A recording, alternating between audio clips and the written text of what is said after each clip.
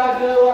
आणि मग एक जण गेला ना गावाला. म्हटलं हो बाबा बाबा, एक जण गेला गावाला, झोपत गेला आणि गावाला गेलो त्यांनी झाडू लावून दोन एकर.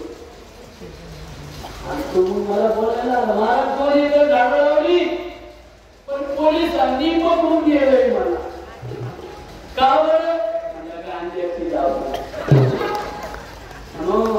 वड पिंपळ झाड, वडाचं झाड, पिंपळाचं झाड, लिंबाचं झाड, आई वडिलांची राख पाण्यामध्ये गंगेमध्ये टाकून गंगा घाण करू नका.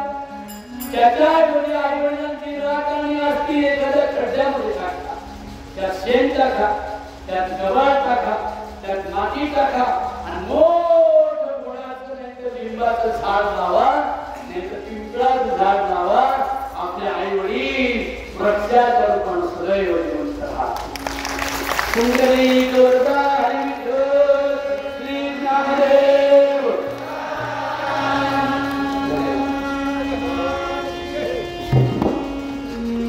धन्यवाद.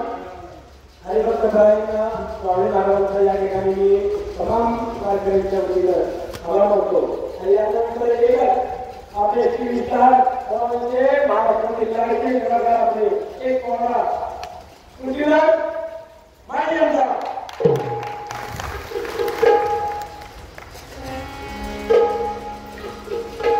खरं तर आता वेळ झालेला आहे, आता झोपायची वेळ झालेली आहे. खरं तर पण तुम्हा सर्व रसिकांच्या अट्टहासापोटी मी तुमच्या समोर माझी छोटीशी सेवा सादर करणार आहे.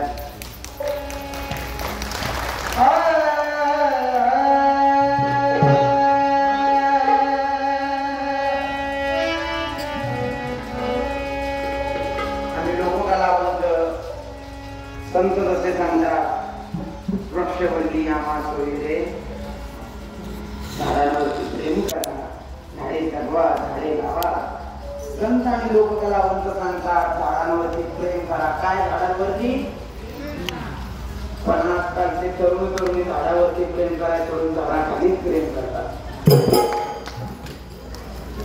ते सुद्धा एक प्रदूषणच आहे. चंद्रभागेमध्ये मोठ्या प्रमाणात घाण साठत चालली आहे.